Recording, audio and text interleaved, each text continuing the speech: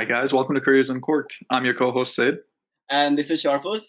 And Sid, another Saturday, man, end of July. Well, sorry, end of June, actually. We're heading to that was like time is all relative right now, man. But how's your weekend?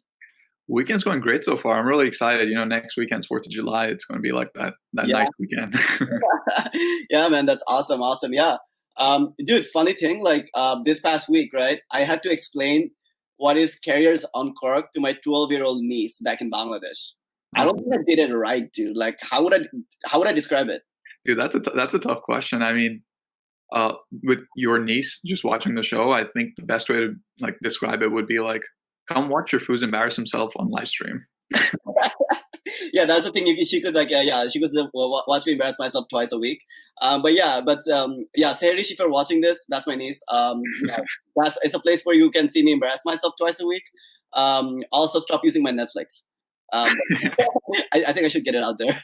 Playing too many Baby Shark recommendations on your Netflix. But no, for everyone tuning in, Careers Uncorked is a live video series, and that allows me and Sid to talk to some amazing people about their incredible life stories and their professional journeys. And dude, we got to meet so many amazing people, right, so far. Yeah, it's been absolutely amazing. We've crossed a couple of milestones with our guests, so this one's going to be really, really fun. Yeah, no, dude, absolutely. I'm super excited about our session today with Azfar, and dude, that makes me think. Like, do you remember, like in college, all the big decisions we had to make and how crazy that was? Yeah, like waking up in the morning to like actually go across campus for your 45-minute class at like 9 a.m. When there's a blizzard blowing in, and like you can't feel your face. Yeah, it was like Christmas every like month in Rochester. Yeah, and I remember like I was like panicking every time I would make a big decision, like picking major or things like that, and that was crazy. And that's what really, when I met Azfar, that's what really I was like curious. Like, dude, I changed my major literally every weekend. How did you jump from pre-med to investment banking? Like, that is insane. Yeah, so that's crazy, dude. Why don't we hear from him? Like, bring him to the stage, because as much as I love talking to you, man, Azfar would also be great. No, I kind of like this. I like having our guests backstage and just like, talking about them, and they're just listening. Like Azfar can like listen to us and see us right now, but he can't say anything, so we can actually just roast him. Yeah, Azfar, like, why are your glasses so funny, man? Like the glasses. All right, I'm gonna bring him on right now. Bring it out, yeah. Hey, Azfar. Hey guys, I love getting roasted by the Indian Harry Potter. Dude, that is the best. That's the best opening statement I've heard. Like, Careers Uncorked, period. What's your favorite spell, Azfar? Let's start with that first. Ooh, it's a good one. I like the Patronus spell. Patronus spell. Oh my god. Yeah. This is awesome. What are we talking about, Sid, at this point? I mean, so let's actually hear from Azfar first. Azfar, you want to quickly introduce yourself? Just tell us about your background, what you did in college, and what you're doing right now. Sure. I mean, I'm fine just talking about how I skipped classes by sleeping in, but I'll give you the intro.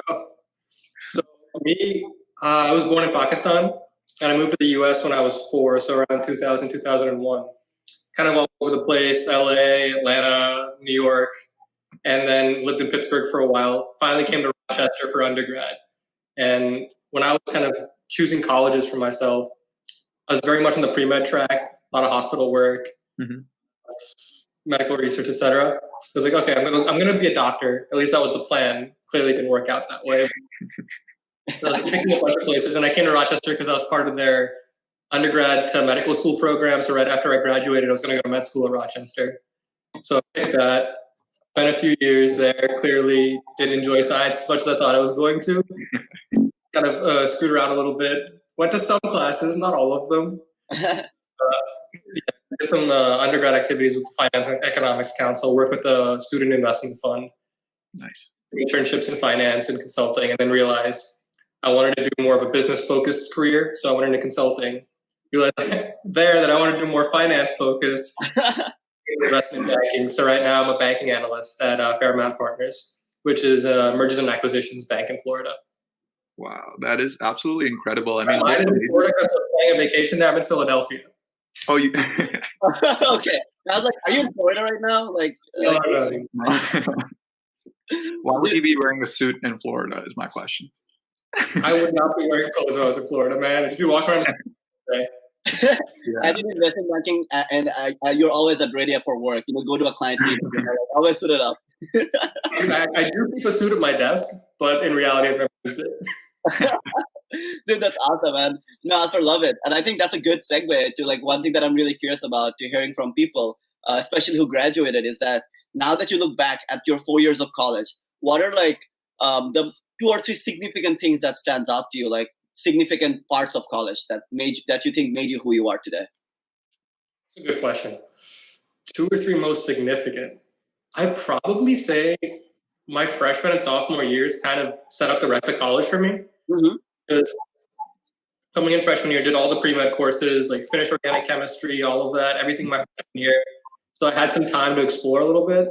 And I was lucky enough with high school that I had done some of the courses we had in college in high school. Mm-hmm. So I didn't really have to worry as much about studying late at night every day.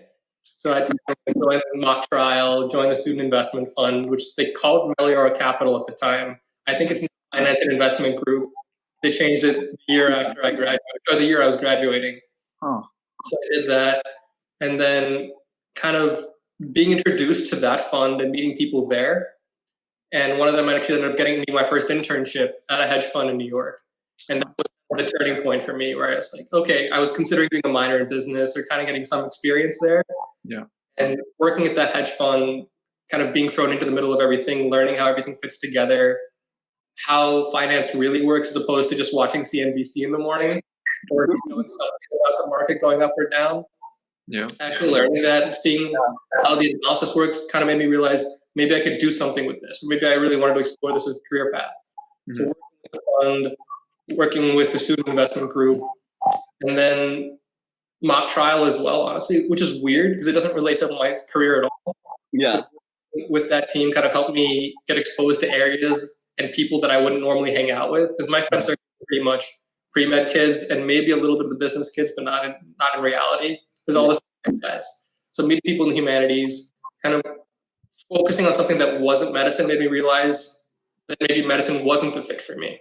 I felt a little differently about it than what my thought process was in the beginning. Yeah. Those 2 things kind of really helped me figure out, okay, find something I want to explore. And the more I did it, the more I got involved, the more I realized, okay, this is where I'm going long term. Wow, really interesting. So wait, I have a question there. So how did you manage to get involved with the investment club in college? Is that something that you were like, oh, I watch CNBC, let's dive into this kind of thing? Yeah, so they have that career fair, or the fair they have in the beginning of the semester when you join college. So I was walking through that with a couple of my friends from my freshman dorm. Yeah. And all the clubs, just because it's just you want to meet everybody, kind of make friends quickly, and that's the best way to do it. Yeah. So I was doing that, and sorry, I'm getting my inbox is blowing up on a Saturday. I'm kind of looking in the corner of my screen. Okay. Always working. It's just one of those weekends where normally you don't expect to work, and then you get 5 emails at 7:00 in the morning saying, "Hey, where do I have this?" Oh my God! Yeah, no, I definitely. So we'll definitely. So jumping into I guess that's the investment banking. I get the life, right? It's the weekend time. You're always on call. So just always you gotta respond whenever it is. Whenever they ask you. Mm-hmm. Dude, I agree. Yeah. So it was a club fair that kind of got me interested in it, and then a couple of my friends joined it, and I kind of hung out with them. My freshman dorm also joined. Yeah.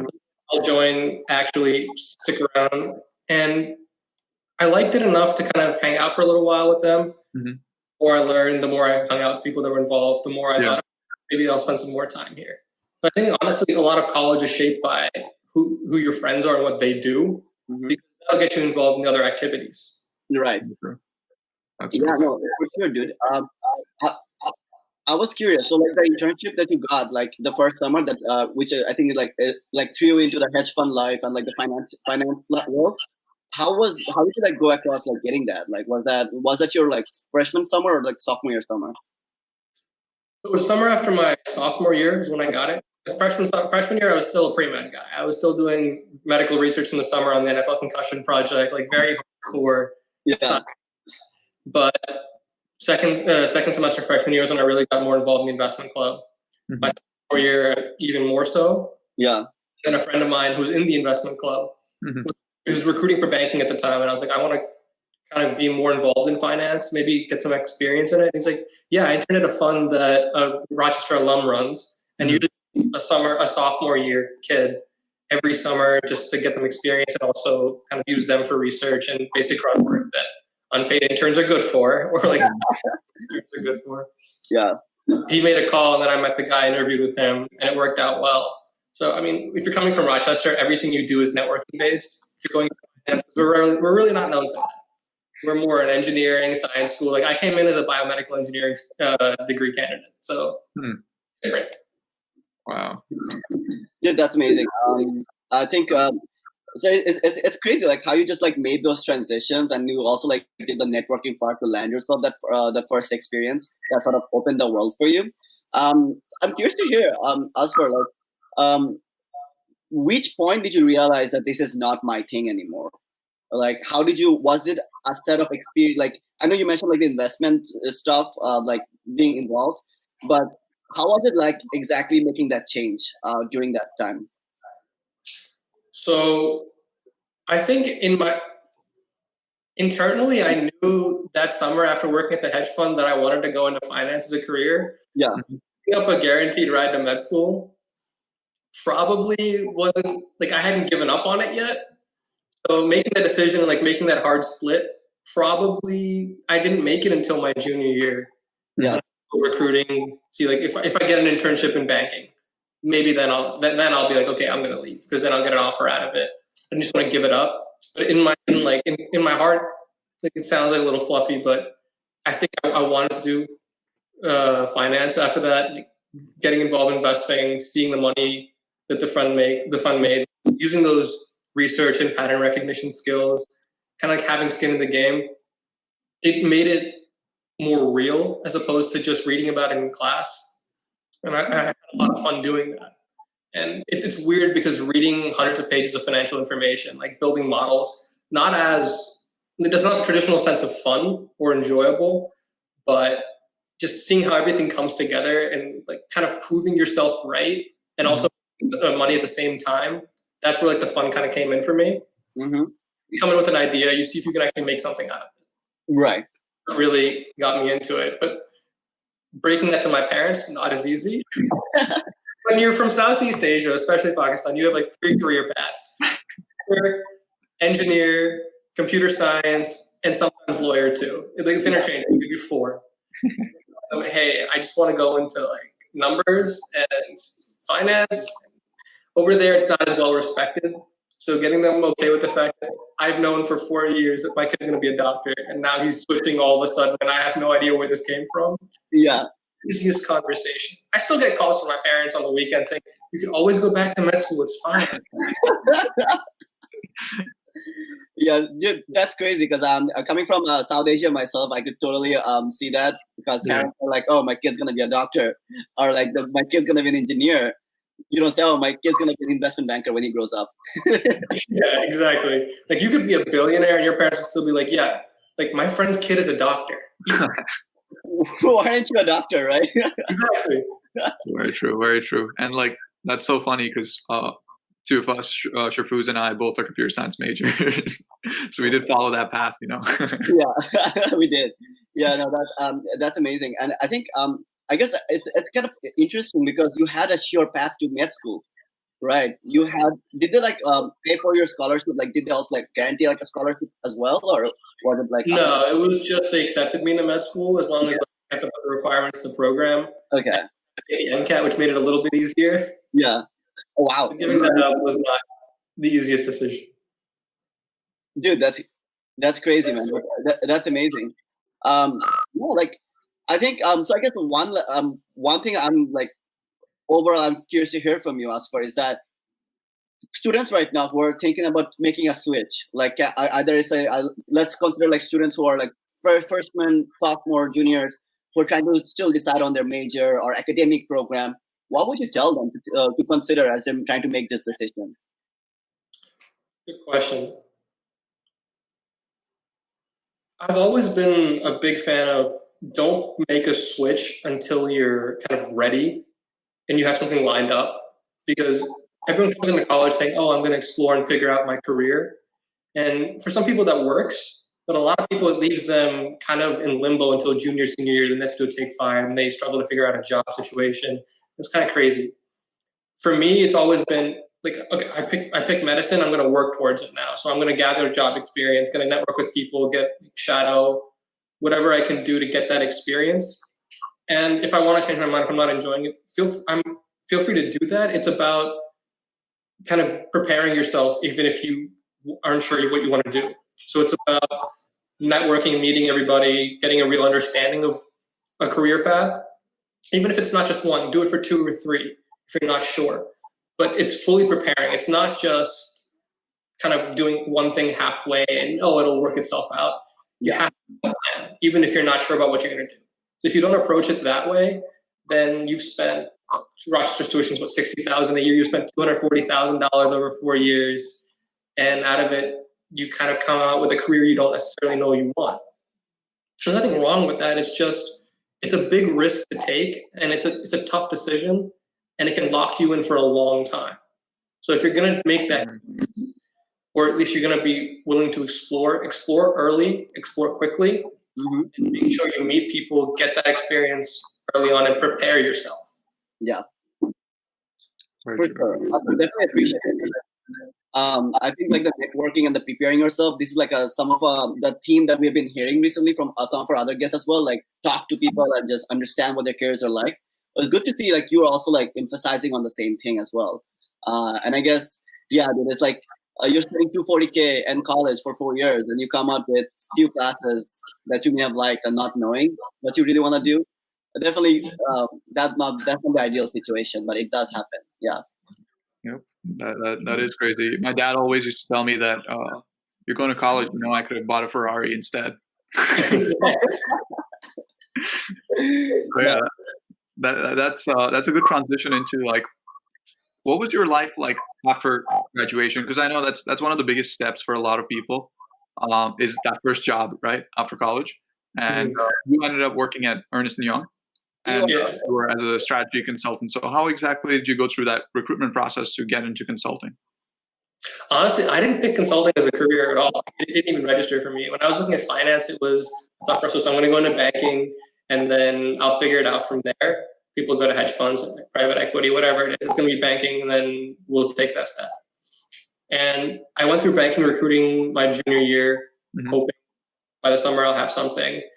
And it didn't work out. Like, I made it to a bunch of final round interviews, and banking is extremely competitive. So coming from Rochester, where you have a natural disadvantage, you don't have that same pedigree that a lot of the other students have. Yeah. It's a brutal process, and it didn't work. I ended up struggling and not making it through. Part of it was a little bit of lack of preparation on my part. Part of it is it's competitive.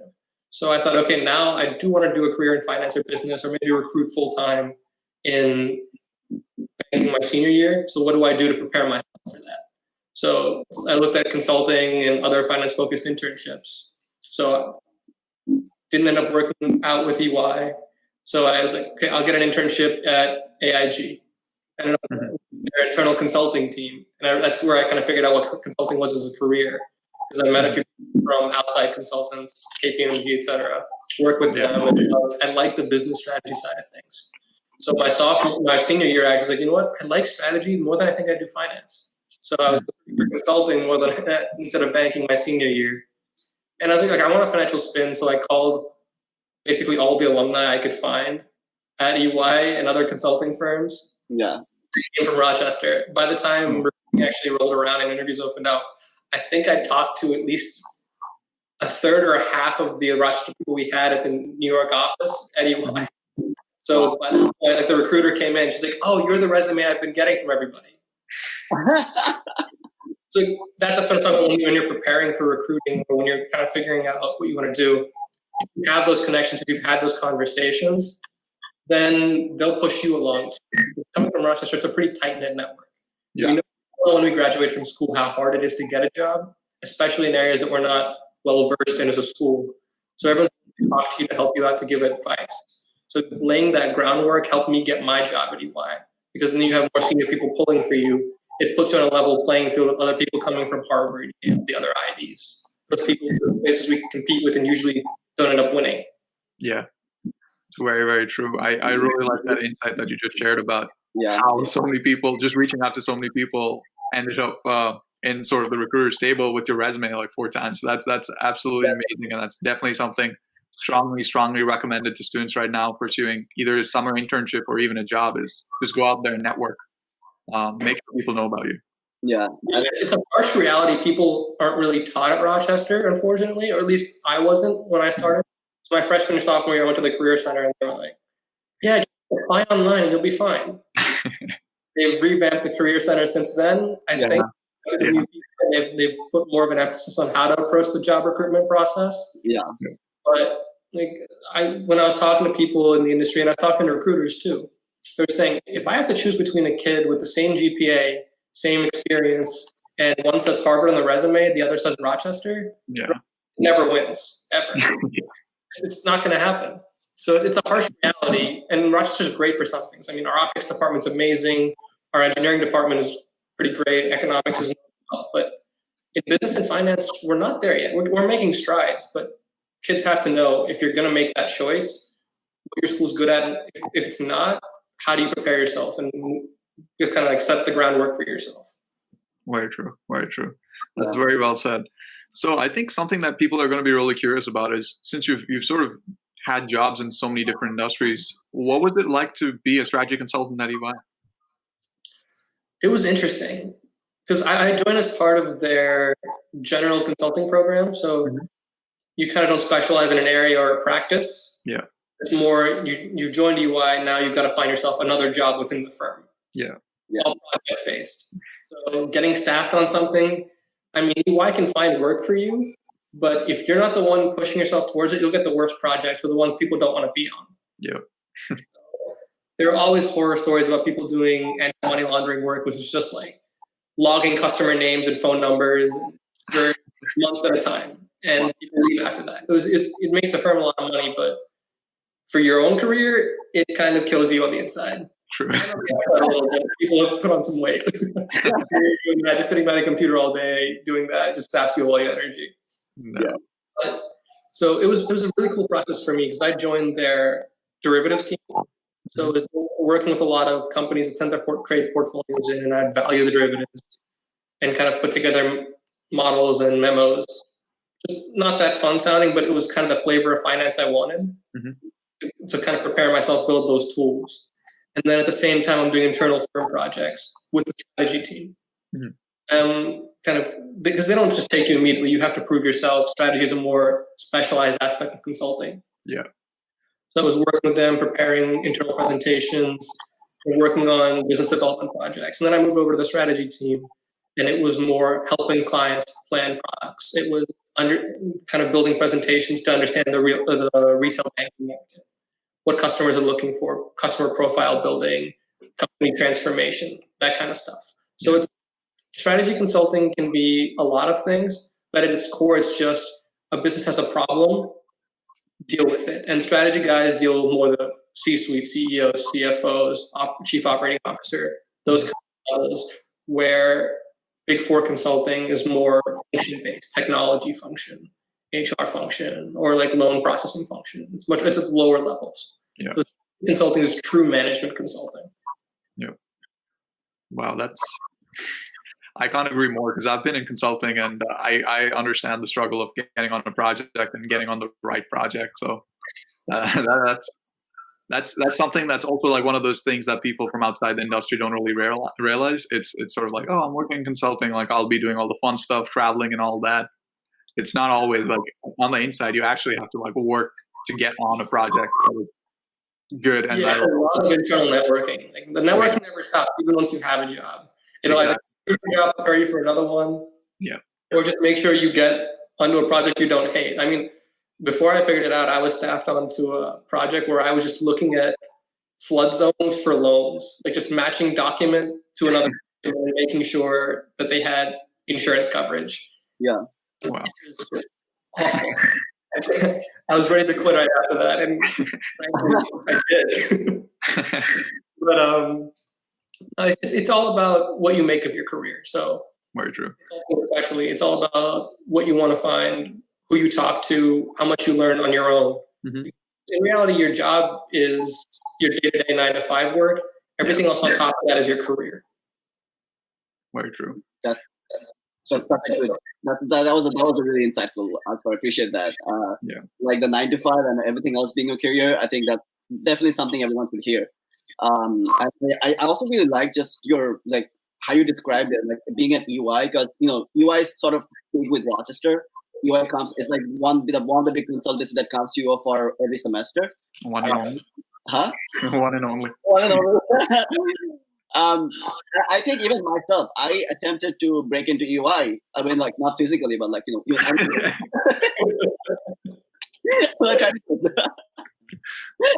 did go through EY recruitment, and it didn't. I wasn't successful with it. But it's good to hear that. Like if you get the job at EY, it's not all set. It's not all like rainbows and butterflies. Mm-hmm. So I think that's something really good. That was very insightful, which I really liked, and I think it's good for everyone to know. Just getting into EY is not the end of it. You could have like bad projects when you're working at EY. Exactly. Very true. So I think this brings us to a good transition into what you're doing right now. So how did you get from consulting and like jumping onto like investment banking from there? What was that like? It was honestly an odd process because I was definitely enjoying my time in consulting. EY is a great place to work. The hours aren't horrible. The people are genuinely decent, which is hard to find at such a big company. Yeah. But everyone's pretty great. I mean, the projects are up and down depending on where you work. So that's part of any job. Mm-hmm. And I was enjoying my time there, but I realized it wasn't giving me what I wanted out of my career. So I wanted a mix of finance and strategy. And I found finance in the derivatives team, and I found strategy in the strategy team, but I didn't find the intersection of the two. And after a year, I just wasn't enjoying myself as much as I thought I would. And then I ended up getting a staff on that loan and flood insurance project, which was genuinely awful. And it gave me a lot of time to figure out what I wanted to do with my life. And I realized I wanted more strategy, I wanted more finance, and banking was the career that fit that the best, or at least a more finance-heavy one. And that would prepare me for any further careers in the finance world. Because in finance, once you've done banking, you can do whatever you want. You can get into hedge funds, you can do private equity, you can go do corporate finance, you can do whatever. It's like that one-stop shop where it's essentially a college degree in finance. You can go wherever you want with it. So I was like, you know what? I'll look in banking, specifically mergers and acquisitions, because it's all industry strategy. And I recruited around in New York, emailed a few of the people we had, reached out on LinkedIn, did whatever I could. Still a little bit tough to get in, especially from consulting. Like if you're looking into banking from undergrad, getting in from a different industry, MBA is really brutal. True. I had a few interviews at New York banks, and I was still in the process. And then for Fairmount, I applied on LinkedIn, and they had an easy apply button that I didn't have to fill forms and go to their website. I was like, you know what, I'll just apply. It's in Philadelphia. I'm never going down there. I want to be in New York. It's close to family. All my friends are up here. Why would I move? Yeah. Then I was bored one night. I said, I'll just click. Didn't hear anything for 2 weeks. Forgot about it. Then a former EY guy who worked at the bank. He's saying, hey, let's do a first round phone interview. I was like, well, all right. I'm not going to say no to it, but in the back of my mind, I'm like, I'm never going to Philadelphia. It's not happening. Yeah. So I did the phone interview. Nothing happened for 2 or 3 weeks. And then 2-3 weeks later, I get an email saying, hey, we want to bring you down for a final round.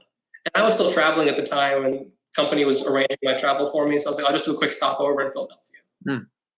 So I flew down there, and that's kind of where it changed my mind, because I met the people at the firm, and the culture there was very different from New York.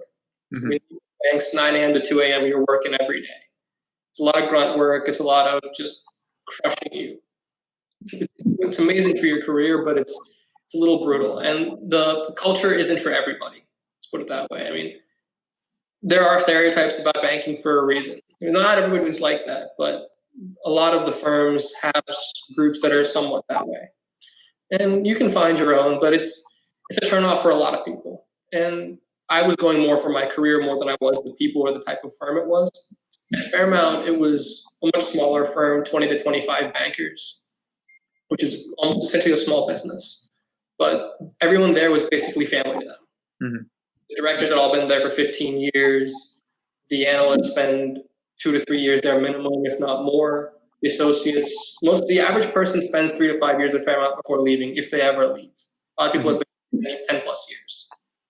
So seeing that, seeing the fact that they don't make me work every day all the time, like I'm out of the office by 9 or 10 o'clock, which for banking is pretty early. Yeah. Like PM, right? PM, not AM. Yeah, PM. It's not the best for work-life balance, but for banking, it's a miracle. And then maybe one weekend a month I'm working all weekend. But outside of that, it's relatively free, maybe a couple hours on a Saturday or a Sunday. And seeing that, it was mergers and acquisitions focus, which is what I wanted. People were great. Everything was pretty great. And Philadelphia is a pretty big city, no matter what. It's not New York, but honestly, I was tired of being in tiny, packed streets. And I got out of there 6 months early before Corona hit. Oh, yeah. So it was just, everything was great. And I thought, you know what? I could see myself working here. And that was a Friday. On Saturday morning, they called me saying, hey, we want you to come join the firm. Wow. And the rest is history. So I quit EY that following that Monday. Yeah. And joined Fairmount a couple weeks later. So it was September of 2019. So I've been there for now 9-10 months. That's incredible, man. I love the journey that you took. Yeah. You know, like just going through that process, you walking us through it just puts us in the shoes of what you were going through at that point. So that's incredible. Yeah, dude, I was gonna say, man, you definitely like kill all your interviews, right? with just like with the storytelling. I mean, apparently not. I didn't get a single offer in banking until my first year out of college. But I think that I just loved how you just like recounted the whole experience. And out of personal curiosity, Azfar, like, what do you like about M&A?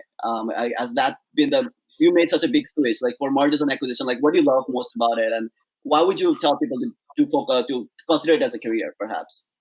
Sure. So I'll level set that the way every job works is like 50 or 60% of it is just crap. Like that's most of your day. That's how you're gonna feel. Paperwork, emails, meetings, all that. Not fun. Yeah.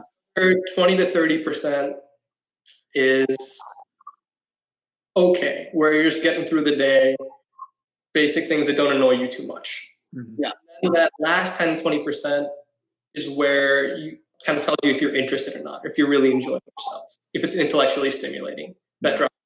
Because every job is going to be, most of it's going to be annoying. If you can find that small bit of it that really challenges you, that makes you think, that makes you be like, yeah, I did something, it gives you some value out of your day, then that's definitely something you should pursue or explore at least further. Mm-hmm. For mergers and acquisitions, I like trivia, I like puzzles, I like putting everything together. And mergers and acquisitions is very much like that. You have to understand the industry, you have to understand the company, understand how they would fit in the broader space, what they do, where the world is kind of going. And so understanding those trends, understanding how that works, and then building financial models alongside that and seeing what everything is worth, that puzzle aspect of it was what really drew me into it. And it just helps me learn all the time. Every new client, you have to learn a new industry, a new company. So that learning and puzzle making and problem solving aspect really is what draws me into M&A. Absolutely. Yeah. I just want to add to that I think that truly speaks to me as well, because I've been doing M&A myself in corporate development at Hitachi. But that's like, I guess that's a more different aspect of it than as an investment banker. I feel like as an investment banker, you're sort of doing what I'm doing, but like on steroids or like 100x every day. I guess more volume based. More volume, right? So there's a relation there. And I was gonna just add that I think M&A is also like very interesting because like you get to see that strategy, right? What you described, like where the world is going. And I feel like there's a really interesting part of like business strategy. Like why would a big company buy a smaller company? How it fits into the product portfolio? What is the long-term, short-term strategy? And building all the financial models around it. So I definitely really like connect with you over there with the M&A stuff. But hey, quick shout out to the LinkedIn quick easy apply button. I think that is so awesome. I think every firm should do that because application processes are so hectic. Yeah, I'm not going to spend 20 minutes filling out like check by check a description of my activities and all that. Just like, let me send you my PDF resume. Let's be done with it. Like, literally. I mean, they don't really need anything else. They sort of just need your signature on like the employee consent thingy, where like you're like you don't have a disability or whatever. But it's just tedious to like do it over and over and over again. Right. Just a check button saying, "Are you a psycho? Yes or no?" And then say, just one checkbox. Yeah, for sure. All right, so I know we've covered we've covered sort of majority of what you already do at Fairmount, but what was sort of like, what sort of one thing that you think you would like to add on to that bucket where like describing your day-to-day, like what do you wake up and do every morning? So a typical day for me, the office officially opens for business at 9 a.m. That's when you have to be at your desk. But I'll try to get in 8:15, 8:30, kind of catch up on some late night emails, early morning emails that came in, because you all have those crazy directors that will get up at 6 o'clock in the morning, do some work before they can have breakfast with their family, spend some time with them. Yeah. So I'll always have that one or two like associate crazy guy that just sends you an email. Catch up on like plan out my day, catch up on some emails, do some news, like reading, industry research, a little bit of just catching up on everything. Because a big part of the job is knowing what's going on in the world. And while it's not directly applicable, it helps in every client conversation you have. It helps you learn as you grow in your career. And that's what eventually helps you get promoted. Yeah. So stuff about the world, how everything ties together. Mm-hmm. It's just a constant learning process. So I'll get in around 8:30, do a little bit of reading, read the Wall Street Journal, the Times in the morning, deal with morning brew, market snacks, kind of whatever I can find. Yeah. All the little like, I've got all those mugs and those little things. But then when the day officially starts, depending on where you are in the deal process, it can be anything from looking up a list of buyers or like looking in the industry. Hey, who are we going to buy from? Who are we going to sell this company to? Put together that buyer's list, all those contacts and who the relevant names are. Mm-hmm. A lot of work, but it helps you kind of understand who the major players are. Mm-hmm. Can be put into other slides for your deck, for your company descriptions, kind of, because in an M&A process you have your background research, your big 50, 60 page company presentation slide deck that you have to build, and diligence, which is about like there's in-market meetings, and then there's due diligence, which is kind of showing the financials, building those workbooks. Mm-hmm. So in an Excel model for a little while, you can be working on slide decks for a little while. You're going to have meetings all throughout the day or phone calls that should be there should be emails, but no one knows. So you'll be on the phone for, let's say, 2 to 3 hours a day minimum, if not a little more. Mm-hmm. And the rest of it is more just planning around what emails come through asking you what to do. Or telling you, hey, I need this done by this evening, get it to me right now. Like my morning. Oh God. It happens. Usually that'll start slowing down around 6, 7 o'clock once your VPs and directors go home. And that gives you more time to actually get done the work you've been planning throughout the week. So finishing that last model that you're supposed to get done a day ago, getting through those slides that you were supposed to have read but you didn't actually, preparing for your next day's calls. Typically my day will end around 9 or 10 o'clock, depending on how much I did. If I'm really lucky, I'll be out by 8 o'clock, right an hour after my director leaves. So it all depends. Wow. Dude, that's incredible. How you just work that much the whole day. It's like 8 a.m. to 8 p.m. or 10 p.m. Dude, that's crazy. I mean, I spend a decent chunk of my day on Instagram, but that's also part of the investment banking life. Just we don't want to scare our audience there who are considering investment banking. I was gonna quickly add to that so like because my presentation skills like leveled up 100% after joining my job, because I did not make all these presentations at work like in my life before, and working on Excel so much. So that's been like crazy a crazy bit for me as well. I was gonna quickly ask you, at which part of the deal process do you guys stop as an investment banking side? Because do you guys close the deal then stop, or do you guys also work with the post integration stuff? But that's usually the company, right? The buyer. Yeah, we don't do post integration. That's more consulting firms that do that. Yeah. Okay. So you guys help with the deal closing, like the pre-analysis, the targeting, then the due diligence, pre-diligence, all of that stuff. Yeah, so a typical M&A deal is you'll pitch to a company, the presentation for that. Then once they select you, you'll prepare the financial model, the confidential information memorandum or a SIM, and a teaser. You reach out to a bunch of buyers. They'll say yes or no, or are we interested, kind of, maybe, we'll see. Have presentations, management meetings. Then once you sign a letter of intent, which is kind of like a preliminary agreement saying, hey, we're thinking about buying you guys, as long as you haven't messed up the company internally and are just hiding it from us. So then it's like, check out the financial, see all the legal documents. And once they sign on the dotted line, once they send it, we'll take our cut and get out of there. No, dude, that's awesome. Yeah, because we go through the whole process as well, like similarly. But we come in as the buyer center, so we have investment bankers like reach out to us, like we get all the inbound requests, and then we like yes or no. Then we set up like the management call through the investment banking. So that's like the other side of it. Like if it helps our audience, when you're on the buying side as a company. So you're the reason I've been getting rejected from Hitachi. That's the problem, right? Yeah, I gotta see if I have emails from you, man. I maybe I haven't responded to them yet. You don't have them from me, but you definitely have them from my associate. That's amazing, dude. Do you get to sit in all the executive calls as well, like the EC calls and stuff? And like, how's that like? So I'm on all the calls with the senior management, CEOs, all of that. I'm not necessarily talking on all of them. Yeah.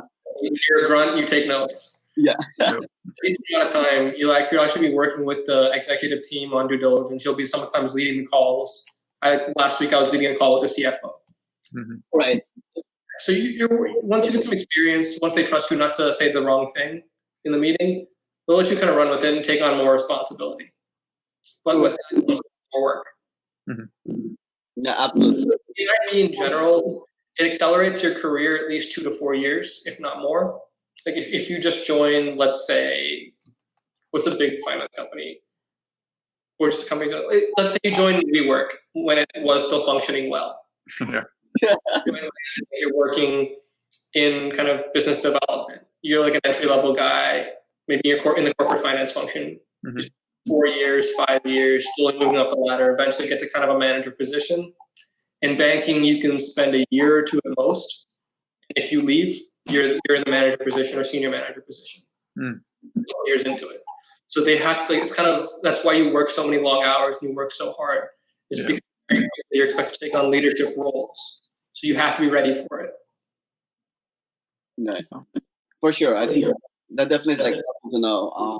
And I guess that's where the exploration comes in, right? And like you're working your ass off, and then but it's rewarding, I guess, right? Do you think it's rewarding, like at the end of the day, that way? Let me take a vacation, then I'll let you know. No, it genuinely is. I mean, in reality, the real reason people go into banking, most of them, is they're risk averse and they want a career where they can make a lot of money and then figure out life later. Yeah. So that's why they do it. Like everyone says, like, oh, it's interesting or it's a high learning curve, and all those interview buzzwords means nothing. Like they want to finance, they want to get rich, so they go and try to go into banking and eventually hedge funds or private equity, and eventually move up the ladder so you can make money quickly.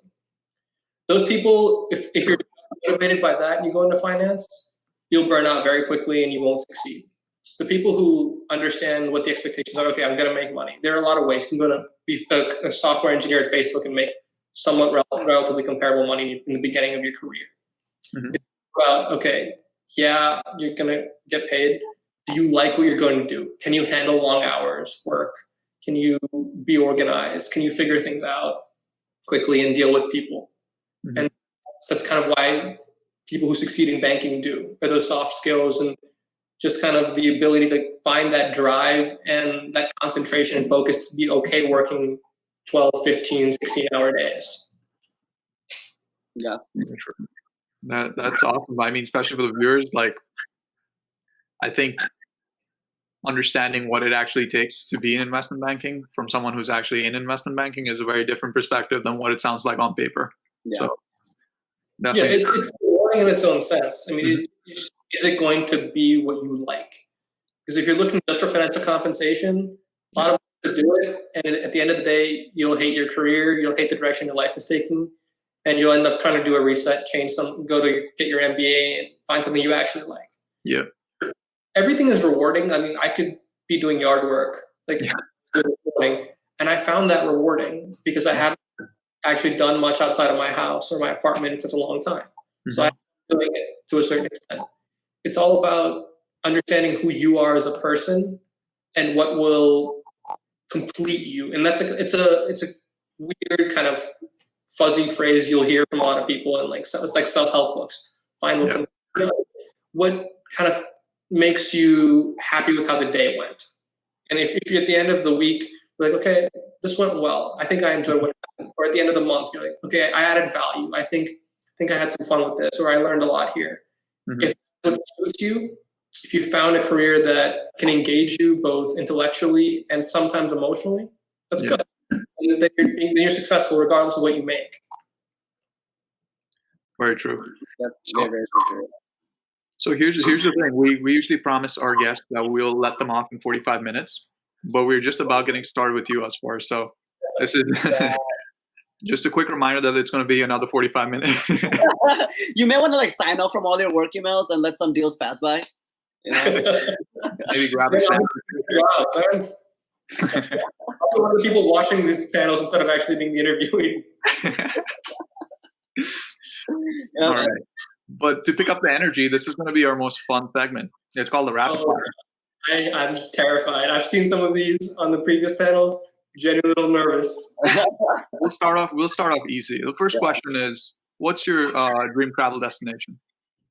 My favorite travel destination. Ooh, I just had an amazing trip to Europe, Paris and Barcelona. Mm-hmm. Whoa, amazing last December. But I think I want to go to London next. London, nice. Me too. I like London. You guys, take me with you guys. FYI. Sure, food Europe. Yeah, sorry. Favorite class in college? Ooh, favorite class in college. Honestly, what was my favorite class? I took kind of one of those debate classes, or it was some sort of writing or debate class that kind of guessed my way through it, but it was interesting having those fights in class. Huh. So I think I enjoyed that one the most. Nice. But the best, mock trial was in itself kind of a course because we spent 6-8 hours a week doing it, if not more. And then preparation and writing on our own. So that was kind of my law class that I enjoyed a lot. Wow. Nice. That's awesome. That's awesome, dude. So personal question, Azfar, how many cups of coffee do you consume per day? Ooh. When I started, I was going through 2 or 3. Okay. Just because I needed to get through the day. But I realized the warm coffee was kind of putting me to sleep. So I switched over. So I do 1 a day. Okay. At most now, and since I've been working from home, I've kind of cut off all my coffee. Yeah. More switched to just energy drinks. While I'll have a Coke if I need to get through a meeting. Yeah. That's about it. And then the rest of it is more just switching over to fruit because I put on that Banker 15 early. And I had to work hard to get rid of it. So I've been cutting down on my sugary drinks, all those awful coffees, and trying to get to a healthy lifestyle, which is somewhat impossible. Wow. That's really less. I expected a lot more. I mean, I had 3 cups of coffee before getting on this live stream. So yeah, I'm on my 4th one. I was on my 4th one earlier. I'm a big iced coffee guy. Warm stuff puts me to sleep. when your coffee hits you and puts you to sleep more. Yeah, I'm very much a basic white girl where I'm my iced caramel macchiato is what gets me through the day. That's your drink. Okay. That's awesome. All right, next question. What type of doctor would you be? What type of doctor would I be? I was actually planning on going to neurology or neurosurgery because I worked on the NFL concussion project in high school and college, and I really love that. Wow. That's awesome. Yeah. That's really interesting. So if you could describe investment banking in 1 word, what would you say? Brutal. It is, honestly, it is. If people go into this with the idea that I'll be fine on its last 2 years, in 2 months you'll be just I quit. It's a long haul. It really is. It's like a marathon essentially. So that's the other nicer way of putting it. It's a marathon. Yeah, okay, that's a good way to describe it. Yeah, Sid, I don't think we're encouraging people anymore to go join investment banking, bro. No, I I think the money will still attract a lot of people, but I have to say, you guys heard it here first. Investment banking is brutal. Sorry, here first. Yeah, It pays for my vacation to Europe in December, so we'll do a session right after that. Talk about that. All right, next one. Favorite board game growing up? ooh, I love Monopoly as a kid, Oh, me too. and also I love watching Jeopardy. So Okay. that too. Two really good ones. That is awesome. That's awesome. Yeah. What's the maximum number of hours you worked in 1 week? Ooh, I think when I was studying for my licensing exams, I was doing 90 hours to 100 hours that week. Ooh, Isn't that bad for a lot of banking guys? that's not bad. That's not too bad. Just like double. Just 90, 100 Little hours. more than double, yeah. It's a full-time job. It's not terrible. Not too bad, guys. Not too bad. Just work 100 hours a week. That's awesome, dude. It's not that often, thankfully. Yeah. All right. Very quickly, book or podcast recommendation, if any you have for people. I've been really getting into politics the last few years. America is one of my favorites. Okay. It's three staffers who used to work for the Obama administration. One was a communications director, one was a national security advisor, one was a speechwriter. And it's an amazing take on kind of politics and the way the process as well as the strategy works. Okay. Really interesting. Yeah. So, question, and this one, again, like we always mix the question because Shafuz writes half of them, I write half of them. I'm going to try and be really enthusiastic. Sorry? One with really bad grammar. I think it's cool. That's not that template, Sure Foods. Yeah. Yeah, I'm not my finest qualities, guys. All right. Question. What superhero would you be? Ooh. I think I'm going to have to go with Iron Man. I love the gadgets. The gadget. It doesn't hurt these rich. Yeah. Tony Stark was awesome. Yeah, I thought you were going to say some superhero who's an investment banker. I don't think there is one. I don't think the devil counts as a superhero. Not a superhero. Okay, next one. What's the longest bone in the body? Longest bone in the body. I feel like it's one. I think the spine or the femur. Yeah, we can really validate that. We just wanted to mess with you. This is why I wouldn't be a good doctor. All right. What is the longest slide deck you've made? How many slides was it? 70, and then we cut 30 of those slides at the end of it. So that ended up being 40.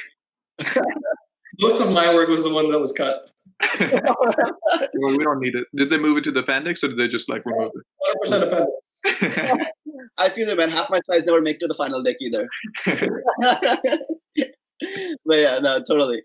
Okay, next question. What would be your Patronus form? I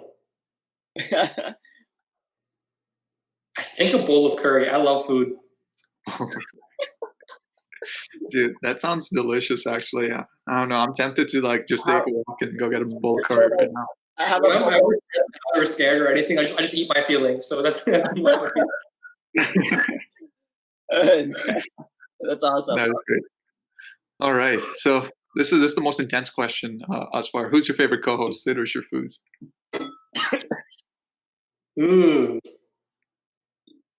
I don't know. I'm feeling like Shafuz because of the glasses. Those Harry Potter glasses. Yes. Wow. Glasses brothers. We got that. Glasses, bro. I'm gonna start wearing my glasses next time so we can like eliminate that as like bias. Yes. All right. What's the score? What's the tally, Shafuz? Huh? What's the tally? Are we 4-4 now? I think we're 4-4. Yeah, that evens us up. Yes. Yeah. I'll send you a nice gift, bro, next time. All right. Let me know if you want to sell something to Hitachi. I got you, bro. All right. Sounds good. All right, so man, that was really fun. Thanks for being such a great sport, Azfar. And I think we officially asked you the most rapid fire questions than we asked anyone else. You've been so fun to just talk to Azfar. So thanks a lot. I'm having a blast. All Yeah. right, Shafuz, you want to jump into our prime topic? Yeah, so I know that's what we talked about this a little bit before, but I think one thing we want to focus on again is just this change that you made, and just like making that big transition to get you where you are. I know that we're taking like a back step again, but just want to highlight on this, like, I guess one just to bring it together in that way. What is like at which point in college, right? Like what was the specific one thing that made you realize, okay, med school is not for me, given that there is that sure thing, like as like two or three things that made you realize, okay, this is it, and like you would tell other students to also like they could also relate to it in that way, you know, like they should also look out for that signals. I think one of the earliest signals was falling asleep in class. I was getting bored in a lot of my bio and genetics and those kinds of classes, and I was starting to fall asleep. My finance classes, I never really had that problem, although college students are generally chronically sleep deprived. Yeah. So how much of an indicator that is. But it just wasn't stimulating anymore. It was just like, oh, okay, I'll just write this down and try to memorize it later. For sure. Okay, I think that's a very powerful takeaway for there as well. Like other people can relate to. Absolutely. I think I fell asleep a lot of my classes, but I didn't have the courage to like sort of make more changes in that. But I think I just fell asleep in general, to be honest. I mean, there were a lot of nights that I went to bed at 3 o'clock in the morning, and then when your alarm goes off at 8 a.m. for a 9 a.m. class, you're just like, it's not happening. I'm sorry. Yeah. And like, I think that's a good thing because I mean, that's not a good thing, but I was like gonna say, but that's a good transition because I wanted to ask you about like the courage, like what, or like the driver. What was the main driver when you were like making this big transition? But like, what were some of those things that played in your life that got you to make that big decision, you know? I think also to add into that question, I mean, I know, like we spoke earlier about like our parents, like they're very involved with like decision making in our life. Like they had considered that you'd be a pre-med student for like a while. What exactly were the steps that you took to make that big decision and like break it out to them? Be like, it's not what I'm going to be doing. Yeah. I think that the biggest driver for me to change was the fact that I was kind of getting bored with the medical research I was doing, the classes I was taking. And that's the one thing I really hate is being bored. I'm not constantly feeling challenged or learning something new or just not being interested.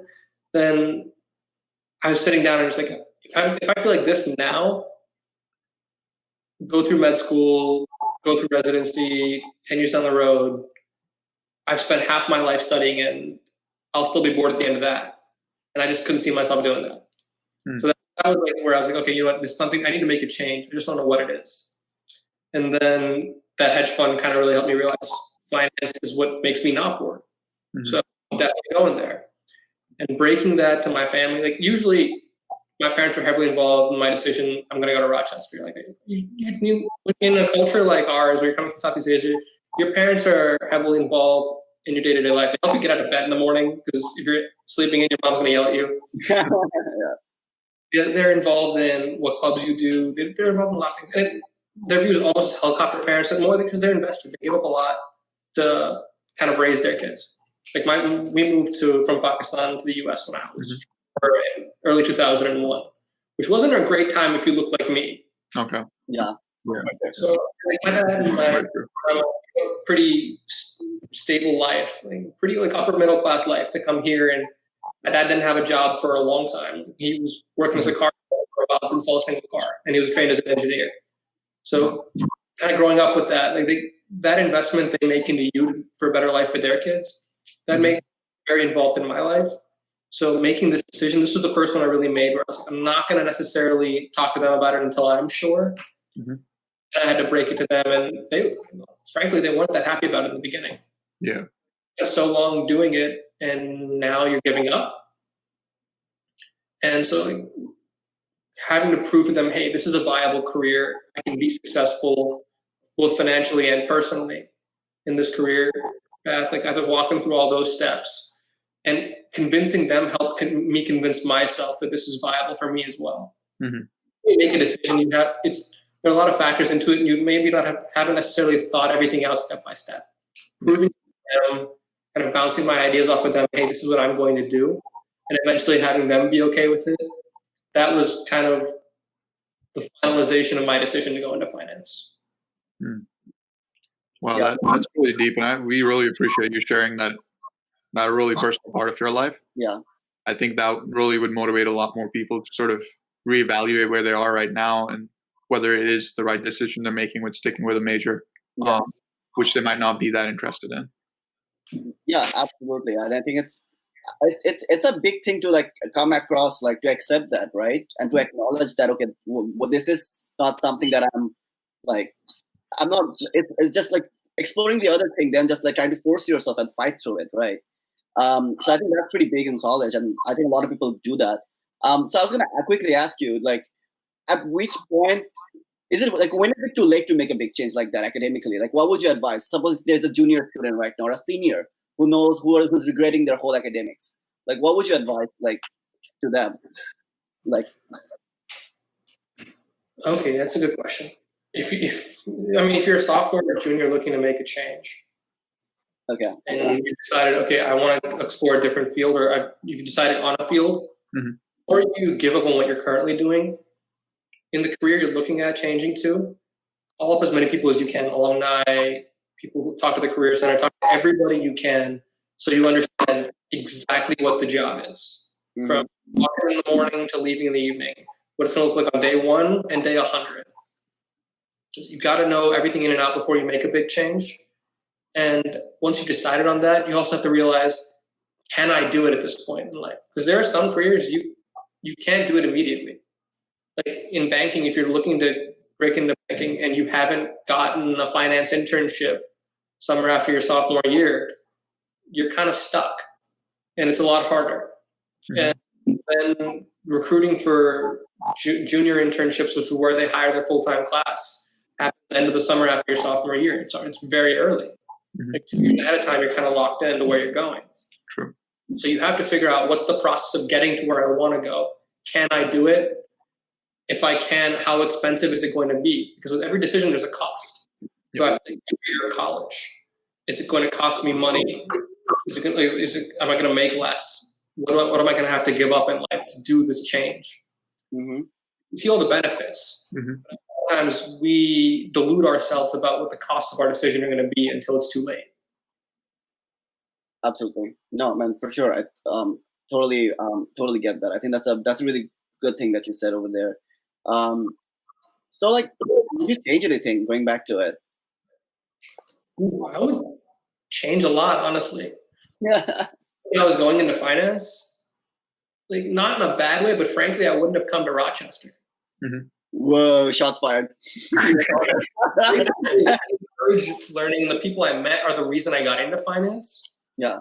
If I'd known, I probably wouldn't have come, because there are a lot of easier paths to get into banking, to get into finance, different schools. Like Rochester, you have to claw tooth and nail to get an interview, to get into a company. It's very tough. Schools like Harvard, schools like even some in Boston College, some of the other schools that are, if not a little bit lower sometimes, ranked, have directed pathways. They have guaranteed slots for interviews with bigger firms in banking and finance. We're not necessarily there yet. And if alumni like yourselves and us getting more involved and help build that pathway, it'll make things easier. But if I had to choose, I wouldn't have picked it.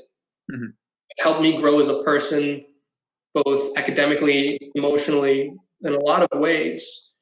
And it helped me choose my career. It definitely wasn't the easiest path. And then on the other hand, I would have probably combined this with some sort of minor or major in computer science, because we're a technology-based society. I would have gone back and learned a little more. I couldn't, because it was a little too late when I'd spent half of my time in college doing pre-med. Yeah. And then fitting the other business into the other half was hard enough as it was. But I wish I had done that. Yeah. No, absolutely, dude. Like, for sure. I think that's that's pretty interesting, because, like, I guess, like, college-wise, UFR is not the best with we're not target schools for a lot of things. But you did like for pre-med, I guess you had that intention of doing pre-med and stuff, which is like, it's amazing, right, with the med school and everything. But for sure, the finance thing would not be the easiest path for people. That's crazy. Yeah, I was just gonna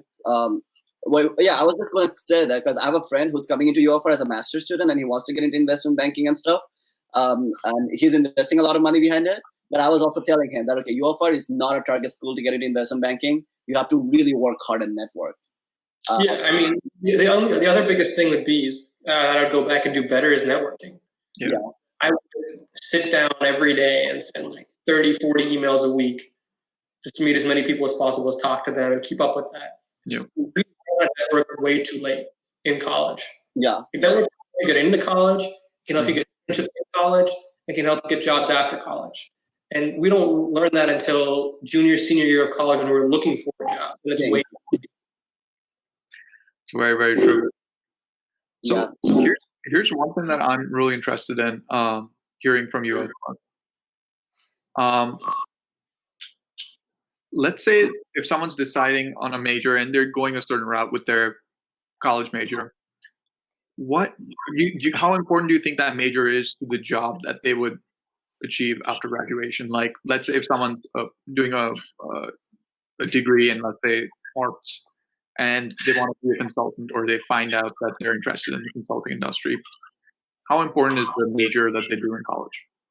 It depends. In the hard sciences, if you don't have a major that corresponds to like the engineering job you want, you're probably not getting it. Like if you have no coding experience and you want a job at Microsoft, it's not happening.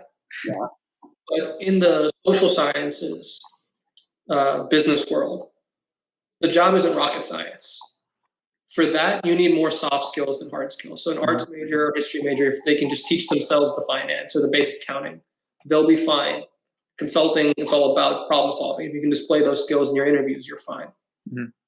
It's the biggest thing with those areas is your ability to have a conversation, mastering small talk. Yeah. It's like this. You have to be really, really good at those to network, to prove in the interview, get the interviewer comfortable with you, turn that into a conversation for you to get that job. Because the best interviews I've ever seen, and I've heard stories about, were not a Q&A. It turned into a conversation about the interviewer's family or their personal life or their hobbies. That's what they're most of the time talking about. One of my friends got a job when he did the interview.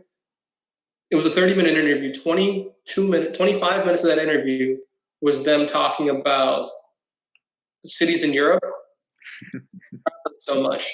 The last 5 minutes of the interview was like, oh my God, I forgot to ask you all these questions. And at the end of it, he had the offer next week. It's all about that conversation, and a lot of people coming out of U of R haven't learned that. Very true. It's very, very true. I can strongly relate to that. Yeah, I can relate to that too. And Azfar, I love what you just said, like the small talk and the art of talking to people, and it's such an important thing to learn. Yeah. And a lot of people don't focus on that until they're into the industry and they're like, oh shit, I could have focused on building those skills. Yeah. Yeah, man. No, absolutely. Yeah. Thank you for asking that. That was a good question. One thing I'm curious about, Azfar, and this is a little so this is it's a little bit putting on the personal side as well.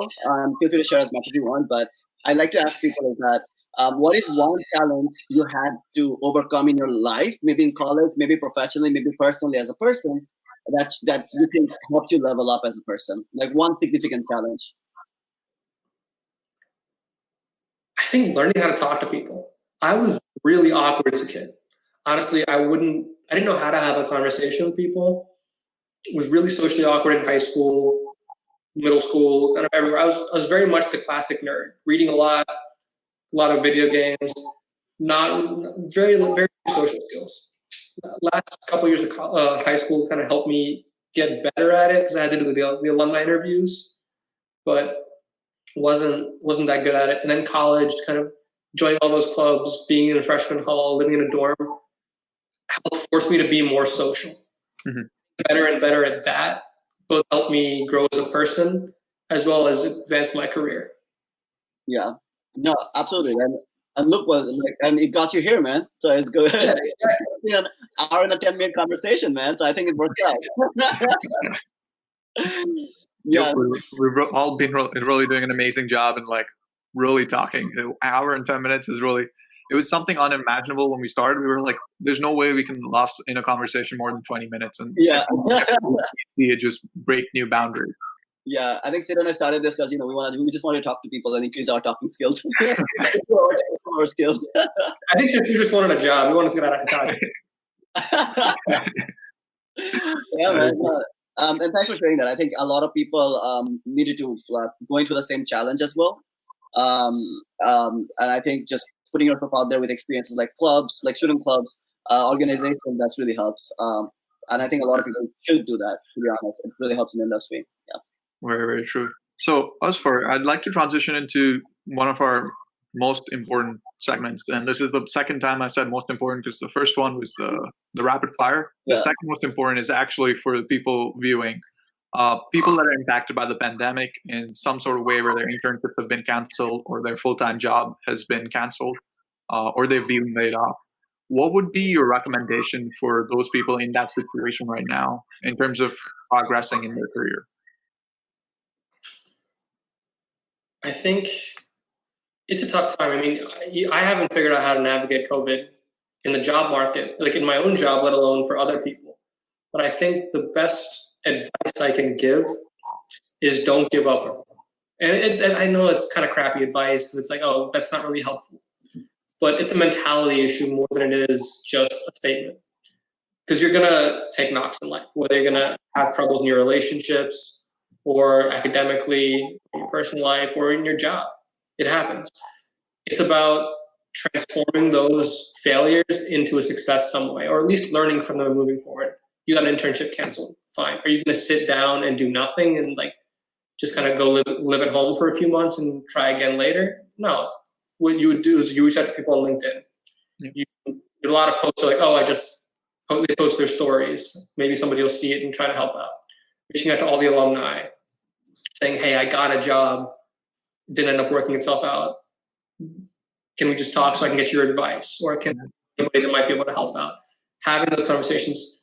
So the biggest things are never giving up and then continuing to network, because something will come of it if people get to know you. I mean, you got into Rochester for a reason. You have a degree. You're a decent person. Rochester grows you as a human being as well as getting academically. Mm-hmm. Everyone has value. Don't give up because you get your first rejection. It's about pushing through that and networking with everybody. Like the answer to all of life's problems in one form or another, honestly, is networking. Mm-hmm. It'll get you a job. It'll eventually get you your girlfriend or boyfriend, just meeting people. Yeah. Socialization at bars, school, meeting people through work, whatever it is. Networking, it's a form of networking. Growing in your job is a form of networking. Just dealing with your kids or your family eventually one day is a form of networking.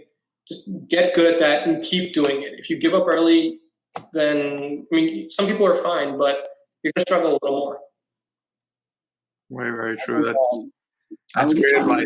That's the one word that really would resonate with me. I was going to say, man, we had a lot of our guests also like talk about networking in their own way, and it just comes up as much. And Azfar, I really like how you just described it. Like all of life's problems can be with this one word, networking. You know, like, it applies everywhere. And that's how you make friends, right? Whenever when you make all your closest friends, you push yourself out there and you network, and that's how they become friends, right? It's a very formal word, but it applies to everywhere in life. Mm-hmm. Very true. For sure, yeah. And also, just to add to that, I think one more thing I'd like to say is networking in terms of just meeting people and sharing your experiences and learning from them really helps you not have to go through the situation by yourself, right? Like let's say you're affected by the pandemic. You can get advice from other people who are pretty much in that role that maybe you want to be in the future. So you could get advice from them as opposed to just trying to reinvent that whole process yourself and going through this whole thing. And people are more than willing to talk right now. Everyone's happy to help. Yeah. Yeah. Yeah. I was gonna quickly ask you, Azfar, that what is one hard-earned lesson? Let's just say, like, I know we talked about all of this a lot throughout the call conversation, but like, if your life was a book and you had this one hard lesson that you've learned personally, and that you wanna, and you know that was a mistake or something, or like a lesson you learned that others should follow, like what would it be? Like, would you wanna like have anything like that? One lesson I learned. Yeah. I think part of it's the title of the session, honestly, is not to be afraid of change. Yeah. So in general, because taking steps like this, changing your career, choosing a college, life decision, and you're going to have a bunch of those, whether it's getting married, whether it's moving to a different city, whether it's changing your job, dealing with your family, your personal life. There's always big decisions to be made. And people get nervous, people get scared. I mean, I do all the time. I freak out over the smallest decisions, let alone the big ones. So it's not to let your fear hold you back. It's just to push through, and whether it's talking it out to your friends, talking with your friends or your family, find that support network and not be afraid of making those decisions. Because if you avoid them, you'll never really grow as a person. Absolutely, man, for sure. Thanks for sharing that. That's definitely like it's a good. I don't know. It's like coming in as a whole. Our discussion today. That was a good way to just bring it all together, Azfar. Just not be afraid of that fear. Just having that courage. That's pretty awesome. Especially in this environment where we're in the middle of COVID, everyone's all going crazy, sitting at home, locking their doors. It's me sane is talking to my family, talking to my friends, kind of just socializing enough that I don't go crazy locked indoors or I don't freak out. Yeah. Yeah. Very, very true. Absolutely. Yeah. All right. So with that, Azfar, we'd like to give you some time back so you can go work on your stuff. I know you're probably working this weekend. Fortunately. But yeah, so just to wrap things off, Azfar, any closing thoughts that you have? Sid, you need glasses, man. I need glasses. You need glasses? Get glasses, bro. How to join the club. I have the worst illusion. I can barely see. That's why I sit so close to the computer all the time. You got to see my face like completely zoomed in because I can barely see. I actually lost my glasses last time I went back home, like December. Since then, I've not had glasses, but I'm working on that. No, it was a blast. I enjoyed talking to you guys, and hopefully this was helpful to the kids watching. Oh, yeah. Azfar, I just want to quickly say, man, thank you so much. It was very, very beneficial. I mean, personally, I benefited a lot because I really wanted to hear a lot of the things. I know we talked about this before. I found it really helpful. I think a lot of people did. And I was amazing talking to you, man. I think this is officially our like third longest session. And it's just that I know we promised 45 minutes, but our clock kind of runs differently. We should take a look at that, Sid, at some point. But dude, loved it, man. Thank you so much. It was an amazing experience talking to you. Like, it was really great. You're like, really fun person to talk to, man. All right. So to close things off, you can find Azfar on LinkedIn. You can scan the QR code with your phone and find his profile. Yeah. Along with that, go make sure to check out careersuncorked.com. We have the rest of our sessions lined up there, along with upcoming events that we're planning. Make sure to follow us on LinkedIn. We'll be posting a lot more there about recaps from this session and our takeaways. Yeah. And that's all. Shrifuz, any closing thoughts? Nah, man, I think I talked a lot.